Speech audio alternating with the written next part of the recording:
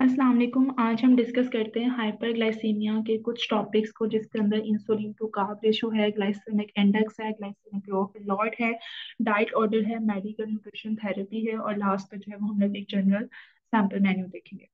तो सबसे पहले हम लोग देखते हैं कि इंसुलिन टू कार्ब रेशो जो है वो क्या होती है। इंसुलिन टू कार्ब रेशो अगर मैं जनरली डिफाइन करूँ इन द ब्रीफली और इन द शॉर्ट वर्ड्स, तो इंसुलिन टू कार्ब रेशो का मतलब ये है कि जो भी हाइपरग्लाइसीमिया के पेशेंट होते हैं, जो डायबिटिक पेशेंट होते हैं, वो कितने इंसुलिन के यूनिट्स लगाते हैं, हमने उसके अकॉर्डिंग उनके कार्बोहाइड्रेट्स को मैनेज करना होता है। ठीक है। जो भी डायबिटिक पेशेंट होता है उनका जो मेन कंसर्न होता है वो कार्बोहाइड्रेट्स का होता है, क्योंकि कार्बोहाइड्रेट्स जो है आपके शुगर लेवल को बहुत ज्यादा रैपिडली इंक्रीज करते हैं। तो फॉर एग्जाम्पल कि अगर ब्रेकफास्ट के टाइम एक डायबिटिक पेशेंट जो है वो इंसुलिन के 3 यूनिट्स लगा रहा है, तो इट मीन्स कि हमने उस टाइम पे उसको 45 ग्राम्स जो है वो कार्बोहाइड्रेट्स के प्रोवाइड करना है, क्योंकि 1 इंसुलिन यूनिट जो है वो इज इक्वल्स टू होता है 15 ग्राम्स कार्बोहाइड्रेट्स के। अगर कोई 4 इंसुलिन के यूनिट्स लगा रहा है तो इट मीन्स कि हमने उसको 15 × 4 और कितना हमारे पास बनेगा, ठीक है, 60 ग्राम्स जो है वो कार्बोहाइड्रेट्स हम लोग ने प्रोवाइड करने हैं। ठीक है। तो इस तरह से जो है वो हम लोग इंसुलिन टू कार्ब रेशियो जो है वो मैनेज करते हैं डायबिटिक पेशेंट की। तो यहाँ पर भी यही लिखा हुआ है कि insulin to carb ratio have you dose how much rapid acting insulin you need to cover the carbohydrates you will eat at a meal और स्नैक, कि कितने कार्बोहाइड्रेट्स आपने प्रोवाइड करने हैं उसके इंसुलिन यूनिट्स के अकॉर्डिंग। ठीक है। तो वो मैंने आप लोगों को बता दिया कि जितने इंसुलिन के यूनिट्स लगते हैं आपने उतना उतना जो है वो उसको कार्बोहाइड्रेट्स के प्रोवाइड कर देने हैं। एक इंसुलिन यूनिट जो है वो इक्वल होता है 15 ग्राम्स कार्ब्स के। नेक्स्ट अगर हम लोग अपने सब टॉपिक की बात करें तो ग्लाइसेमिक इंडेक्स आ जाता है। तो ग्लाइसेमिक इंडेक्स जो है वो क्या होता है, अगर मैं इसको भी जो है वो ब्रीफली एक्सप्लेन करूं, तो ग्लाइसेमिक इंडेक्स का मतलब ये होता है कि कोई भी अगर आपने फूड खाई है ना, तो वो आपका कितना रैपिडली जाके शुगर लेवल जो है वो हाई कर रही है, ब्लड शुगर जो है वो कितना राइज हो रहा है। अब यहाँ पर जो है वो एक कंसर्न आता है कि वही फूड्स जो है वो ग्लाइसेमिक इंडेक्स हाई करेंगे जिसके अंदर कार्बोहाइड्रेट्स होगा। लाइक फूड्स जैसे कि ऑयल, फैट्स और मीट है, इनके अंदर कार्बोहाइड्रेट्स नहीं होते, तो ये आपका जीआई हाई नहीं करेंगे, इनके अंदर आपका जो ब्लड शुगर लेवल है वो ये हाई नहीं करेंगे। अगर हम लोग इस टेबल की बात करें, ठीक है, तो ये देखिए ऊपर लिखा हुआ है low glycemic index food is 55 से less and the medium glycemic index food 56 to 69 and the high glycemic index food is 70 plus. तो इसका मतलब ये है कि जो डायबिटिक पेशेंट है जिनकी शुगर बिल्कुल भी कंट्रोल नहीं होती, ठीक है, जिनकी शुगर बहुत ज्यादा हाई रहती है, उनको आपने जो है वो लो ग्लाइसेमिक इंडेक्स फूड देना है, जिसके अंदर लो फैट योगर्ट आ जाता है, प्लेन योगर्ट आ जाता है, ब्रोकोली है, क्यूकम्बर है, ठीक है, स्पिनच, टोमेटो, पीनट, ये सारे ग्रेप फ्रूट, ठीक है, ये सारे के सारे आप उनको प्रोवाइड कर सकते हैं, ये आपका शुगर लेवल रैपिडली हाई नहीं करेंगे। अब जिनका जो डायबिटिक पेशेंट है जिनकी शुगर मेंटेन रहती है, ठीक है, जिनकी शुगर जो है वो ज्यादा हाई नहीं होती, उनको आप मीडियम ग्लाइसेमिक इंडेक्स फूड्स दे सकती हैं जो 56 से 69 है, जिसमें मैंगो है, ठीक है, जिसमें ब्लैक आइड बीन्स है, आइसक्रीम है, व्हाइट राइस है, ये आपने उनको प्रोवाइड करना है जिनकी शुगर मेंटेन रहती है। और जो हाई ग्लाइसेमिक इंडेक्स फूड्स होते हैं वो आपने किसी को भी प्रोवाइड नहीं करने, क्योंकि ये आपका बहुत रैपिडली जो है वो शुगर लेवल हाई करते हैं, जिसमें होल व्हीट ब्रेड है। इसीलिए हम कहते हैं कि जो डायबिटिक पेशेंट है वो मल्टीग्रेन ब्रेड यूज करें, ताकि उनका शुगर लेवल जो है वो हाई ना हो। वाटरमेलन देखें 72 है, इसलिए वाटरमेलन जो है वो अवॉइड किया जाता है। बेक्ड पोटैटोज, ठीक है, व्हाइट ब्रेड भी हम लोग अवॉइड करवाते हैं। व्हाइट ब्रेड का 100 ग्लाइसेमिक इंडेक्स है, कितना ज्यादा इसका ग्लाइसेमिक, और हमारे यहाँ पाकिस्तान के अंदर व्हाइट ब्रेड कितनी ज्यादा कॉमन है, तो इसलिए व्हाइट ब्रेड को अवॉइड करें। डायबिटिक पेशेंट जो है वो व्हाइट ब्रेड यूज ना करें, इसकी जगह वो ब्राउन ब्रेड या ब्राउन ब्रेड जो है वो यूज कर सकते हैं। तो it's all about the glycemic index. And third हमारा जो सब टॉपिक था वो ग्लाइसेमिक लॉर्ड का था। अच्छा, ग्लाइसेमिक लॉर्ड क्या है कि एक नंबर है जो ये एस्टिमेट करता है कि जो उसने एक पोर्शन खाया है, ठीक है, मील का, उसने कितना रैपिडली जो है शुगर लेवल हाई किया। लाइक ये आपकी फूड के हर कंपोनेंट को कंसिडर करेगा, ठीक है। तो ये हमारा जो है वो ग्लाइसेमिक लोड होता है, जो ओवरऑल आपको मील का ग्लाइसेमिक इंडेक्स जो है वो बताएगा। एंड नेक्स्ट हम लोग बात करते हैं डाइट ऑर्डर की फॉर द हाइपरग्लाइसेमिक पेशेंट्स, ठीक है। तो उनको आपने इनकी एनर्जी जो है वो आपने उनके वेट के अकॉर्डिंग देनी होती है, ठीक है। लाइक अगर उनका वेट कम है तो मीन्स आपने उनको ज्यादा एनर्जी देनी है, अगर उनका वेट ज्यादा है तो आपने एनर्जी वैल्यूज उनकी कैलोरीज कम कर देनी है, अगर उनका वेट मेंटेन है तो आपने मॉडरेट उनको कैलोरीज देनी है। नेक्स्ट था कॉम्प्लेक्स कार्ब्स, यानी लो, इसमें हम लोग लो कार्ब्स देते हैं। कॉम्प्लेक्स, अच्छा, कार्बोहाइड्रेट्स की दो टाइप्स होती हैं, simple and the complex carb, ठीक है। सिंपल होते हैं जो मोनोसेक्राइड्स होते हैं जिसके अंदर एक बॉन्ड होता है। कॉम्प्लेक्स कार्ब्स होते हैं पॉलीसेक्राइड्स जिसके अंदर मल्टीपल बॉन्ड्स होते हैं।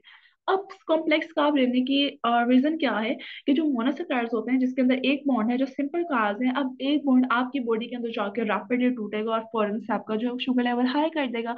लेकिन जो कॉम्प्लेक्स कार्ब्स हैं, जो पॉलीसेक्राइड्स हैं, जिसके अंदर multiple long chain of the bond है, जब वो आपकी बॉडी के अंदर जाएगा तो आपका रैपिडली जो है वो इतना शुगर लेवल हाई नहीं होगा, क्योंकि वो बॉन्ड की एक चेन है, उसको टूटने में टाइम लगता है, तो वो थोड़ा थोड़ा करके आपका शुगर लेवल जो है वो हाई करेगा, ठीक है। तो इसीलिए जो है वो हम लोग इसमें कॉम्प्लेक्स कार्ब्स देते हैं। एक तो शुगर लेवल फौरन से इमीडिएटली आपका हाई नहीं करता, और दूसरी चीज के जो कॉम्प्लेक्स कार्ब्स होते हैं उसके अंदर फाइबर होता है, ठीक है।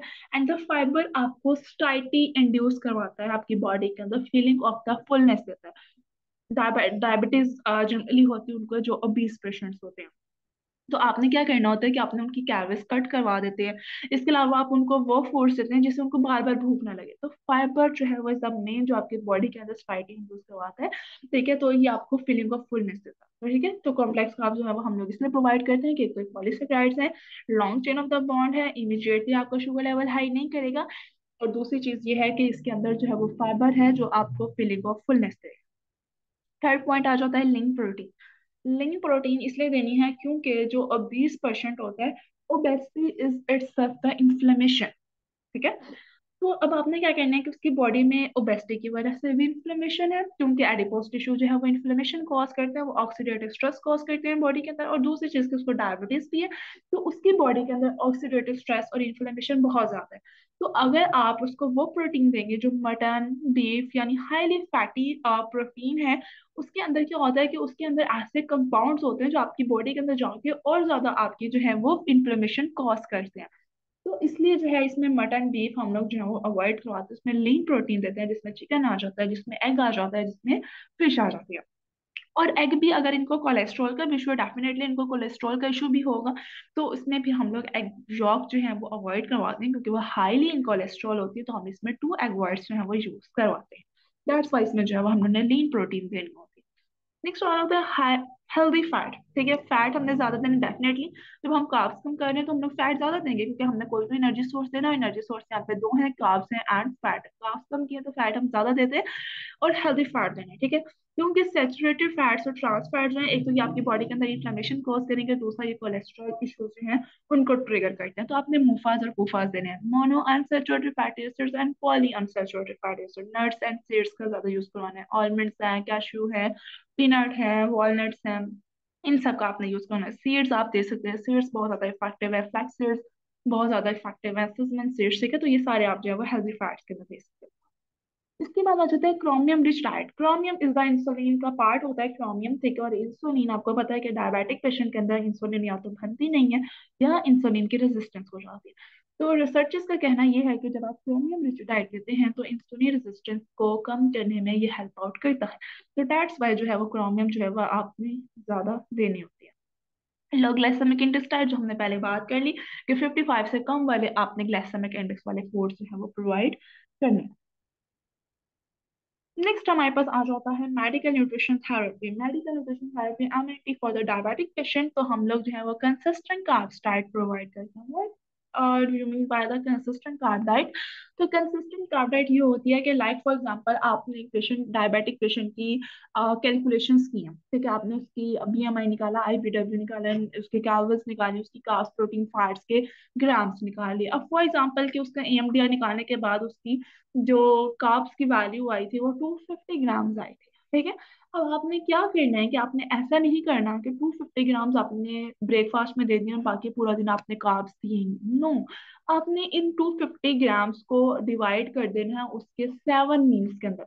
लाइक 50 ग्राम्स आपने सुबह दे दिए, 50 ग्राम्स आपने लंच में दे दिए, 50 ग्राम्स आपने डिनर में दे दिए, 150 हो गए, 100 बच गया। 50 आपने मिड मॉर्निंग में दे दिए, 50 आपने जो है वो स्नैक 2 में दे दिए। अब आपने करना क्या है कि आप 15 दिन का प्लान देते हैं, तो आपने डेली उसको इसी तरह से कार्ब्स जो है वो प्रोवाइड करने हैं। सुबह भी 50 ग्राम, दोपहर में भी 50 ग्राम्स, एंड शाम को भी 50 ग्राम्स, और स्नैक्स में भी 50 ग्राम, ठीक है। अब इससे होता क्या है कि जब आप 15 डेज के लिए डेली सुबह 50 ग्राम है वो प्रोवाइड कर रहे हैं, तो बॉडी को पता चल जाता है कि इस टाइम पर इतना एक मैकेनिज्म डेवलप हो जाता है, जिससे बॉडी को ये पता चल जाता है कि इसका सुबह 50 ग्राम जो है वो कार्बोहाइड्रेट्स से आने, तो बॉडी उसको मैनेज कर लेती है। ठीक है। जब आप डेली इरेगुलर ग्राम्स देते हैं ना कार्ब्स के, लाइक आज आपने 50 ग्राम दे दिए, कल आपने 75 ग्राम दे दिए, तो वो एक इनबैलेंस हो जाता है बॉडी के अंदर, जिसकी वजह से आपका शुगर लेवल हाई हो जाता है, और इंसुलिन वहां पर है ही नहीं आपके शुगर को मैनेज करने के लिए, आपके ग्लूकोज को मैनेज करने के लिए। तो दैट्स वाई, इसलिए हम लोग जो है वो डायबिटिक पेशेंट के लिए कंसिस्टेंट कार्ब्स डाइट यूज करते हैं। कंसिस्टेंट का मतलब कि रोज आपने एक ही काम या एक ही अमाउंट ऑफ द कार्ब्स जो है वो प्रोवाइड करनी है पेशेंट। ठीक है।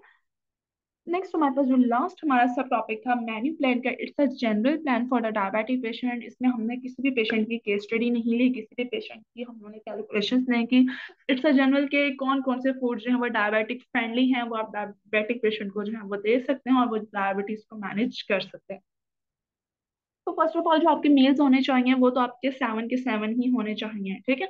और सम हाउ हम लोग जो है वो समटाइम्स ऐसा करते हैं कि डायबिटिक पेशेंट को हम लोग 9 मील्स भी दे देते हैं, क्योंकि हमने इनको स्मॉल और फ्रीक्वेंट मील्स देना। तो स्मॉल का मतलब ये है कि आपने ऐसा नहीं करना है कि एक दफा आपने एक टाइम में उनको 2 प्लेटें बिरयानी की खिला दी। नो, आपने क्या करना है कि पहले उनको 7 to 8 टेबल स्पून दिए, 1 घंटे के बाद आपने फिर 7 to 8 दे दिए। ठीक है।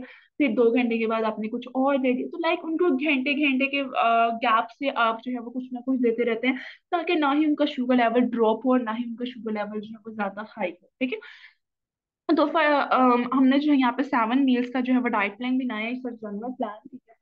और प्री ब्रेकफास्ट, अच्छा, प्री ब्रेकफास्ट जो होता है कि आपके सोते उठ के साथ ही जो है वो आपने प्री ब्रेकफास्ट करना होता है, और प्री ब्रेकफास्ट के अंदर जो है वो हम लोग कोई भी हैवी चीज नहीं देते, क्योंकि अभी पेशेंट जो है वो सो के उठा होता है। ठीक है। और उसका जो है वो ऑलरेडी उसकी बॉडी के अंदर रात को जो है वो सारे टॉक्सिन्स जो है वो रिमूव हुए हैं। ठीक है। तो यहाँ पर हम लोग जो बेस्ट होता है वो नट्स प्रोवाइड कर सकते हैं। ठीक है। ऑलमंड्स हैं, पीनट्स हैं, चिया सीड बहुत ज्यादा इफेक्टिव, रात को सो करके आप अपने और स्पाउस को पानी में डाल के आप पी सकते हैं। बेसल सीड्स बहुत ज्यादा इफेक्टिव हैं। ठीक है। तो मिलेंगा उसको भी आप जो है वो यूज कर सकते हैं, वॉलनट्स आप यूज कर सकते हैं। ठीक है। और इसके अमाउंट जो है वो आपने फीस्टफुल यूज करनी है, जितने आपकी मुट्ठी में आ जाए आप उतना यूज कर सकते हैं। नेक्स्ट आ जाता है ब्रेकफास्ट। ठीक है। अब ब्रेकफास्ट आपका हैवी होना चाहिए, क्यों? क्योंकि आप ब्रेकफास्ट के बाद बहुत ज्यादा फिजिकल एक्टिविटी अपने घर के काम वगैरह कर लेते हैं। तो ब्रेकफास्ट में जो है ना वो कभी भी आपने कैलोरीज कम नहीं रखनी होती, इसमें हमेशा आपने कैलोरीज ज्यादा रखनी होती। ओट मिल दे सकते हैं, लेकिन ओट मिल भी जो है वो लो फैट मिल्क का बना हो तो ही आपने ओट मिल देना सकते हैं, या पानी में बना हो तो आप जो है वो यूज करवा सकते हैं। ब्राउन ब्रेड यूज करनी है, व्हाइट ब्रेड का हम लोग देखा है पीछे से कितना ज्यादा ग्लाइसेमिक इंडेक्स था। एंड बॉयल एग दे सकते हैं, एग फ्राई भी दे सकते हैं, लेकिन जो एग आपने फ्राई करना है वो आपने ऑयल कॉर्न ऑयल यूज करना है, क्योंकि कॉर्न ऑयल जो है वो आपका हार्ट हेल्दी है। ठीक है। और वो हार्ट की बीमारियों से आपको जो है वो प्रिवेंट करता है, और डायबिटिक पेशेंट को हार्ट डिजीजेस होने के मैक्सिमम चांसेस होते हैं। योगर्ट, लो फैट योगर्ट आपने यूज करना है। ठीक है। मलाई वगैरह का यूज नहीं करना, बिकॉज उसके अंदर सैचुरेटेड फैट होता है जो आपके कोलेस्ट्रॉल के लिए हेल्दी नहीं है। ऑमलेट आप दे सकते हैं वेजिटेबल्स का वेजिटेबल्स जो है वो आप डाल कर, ठीक है, जिसमें आप शिमला मिर्च डाल सकते हैं, अनियन टोमेटो वगैरह यूज कर सकते हैं, लेकिन ऑमलेट आपने बनाना भी कॉर्न ऑयल में है। इसके अलावा जो है वो आप मल्टीग्रेन चपाती आपने यूज करनी है। मल्टीग्रेन क्यों? क्योंकि हमने पीछे देख लिया है कि होल व्हीट की ब्रेड, होल व्हीट की चपाती जो है वो आपका ग्लाइसेमिक इंडेक्स बहुत ज्यादा होता है। ठीक है। तो वो आपका शुगर लेवल हाई कर सकती है। दैट्स वाई हम लोग मल्टीग्रेन देते हैं, इसमें फाइबर भी ज्यादा होता है, तो वो आपको फीलिंग ऑफ फुलनेस भी देगी। And the next meal is mid morning, and mid morning जो है वो आपका होता है फ्रूट टाइम। तो इस टाइम आपने वो फ्रूट देना है जिसका ग्लाइसेमिक इंडेक्स कम हो। ठीक है। ऑरेंज, पियर, ग्रेप फ्रूट जो है वो आपको ओबेसिटी को भी कम करता है। ठीक है। बहुत ज्यादा हेल्दी है। अगर आप जो है वो ओबीस हैं तो ग्रेप फ्रूट का ज्यादा से ज्यादा इस्तेमाल करें। एंड जो गावा होता है, ठीक है, गावा के भी बहुत ज्यादा हेल्थ बेनिफिट्स हैं, स्किन के लिए बहुत अच्छा, और इसका ग्लाइसेमिक इंडेक्स भी कम होता है, तो आप ये भी यूज कर सकते हैं। इसके बाद हमारा लंच आ जाता है। लंच के अंदर आप वेजिटेबल सैलेड बना के दे सकते हैं, cucumber, onion, tomato, black beans, ठीक है, लोबिया, रेड जो आपका लाल लोबिया होता है उसके बहुत ज्यादा बेनिफिट्स हैं, फाइबर होता है उसके अंदर, प्रोटीन है उसके अंदर, एंटीऑक्सीडेंट्स हैं, फाइटोकेमिकल्स हैं, आप वो यूज कर सकते हैं। चपाती विद कुक्ड वेजिटेबल्स, ठीक है, करेले बहुत ज्यादा अच्छे होते हैं डायबिटिक पेशेंट के लिए, आप उनको यूज कर सकते हैं। मिंट रायता आपके स्टोमक के लिए बहुत अच्छा होता है। उनको यूज किया जा सकता है। ग्रिल्ड फिश में omega 6 fatty acid, omega 3 fatty acids होते हैं जो आपकी बॉडी से इन्फ्लेमेशन को कम करते हैं। टी टाइम के अंदर आपने सिनामन सिनामन दालचीनी का बहुत ज्यादा अच्छा इफेक्ट देखा गया डायबिटिक पेशेंट के लिए, ठीक है। ये इसका हाइपोग्लाइसेमिक इफेक्ट होता है तो आप ये दे सकते हैं। जिंजर टी भी यूज किया जा सकती है, चिकन नगेट्स भी यूज किए जाते हैं, लेकिन अगर होम मेड हो तो ही आप यूज कर सकते हैं। टी टाइम में सैंडविचेस, वेजिटेबल सैंडविच बनाकर आप यूज कर सकते हैं। डिनर के अंदर आप लैंटिल सूप, ठीक है, दालों का सूप बना के यूज कर सकते हैं। कि दालें जो है वो प्रोटीन उनके अंदर बहुत अच्छी अमाउंट में होती है तो आप वो यूज कर सकते हैं, ठीक है। Boiled rice with black beans भी आप यूज करते हैं, काले चने बहुत ज्यादा अच्छे होते हैं। बेड टाइम पे आपने स्किम मिल्क विद टर्मरिक, ठीक है। टर्मरिक जो आपकी हल्दी होती है वो एंटी इन्फ्लेमेटरी होती है, ठीक है। और मैंने आपको पहले भी बताया कि अगर वो पेशेंट ओबीज है और डायबिटिक भी है, इन्फ्लेमेशन बहुत ज्यादा है उसकी बॉडी के अंदर, उसकी बॉडी के अंदर ऑक्सीडेटिव स्ट्रेस बहुत ज्यादा है, तो आपने क्या करना है कि आपने उसको हल्दी देनी है रात को दूध में डाल के 1 टीस्पून, तो इससे जो है वो उसकी इन्फ्लेमेशन जो है वो कम हो सकती है।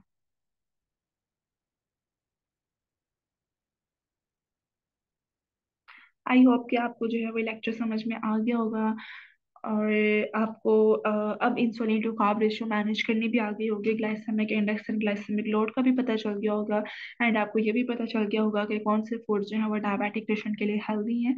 सो आप जो है वो अब इजीली डाइट प्लान बना सकते हैं।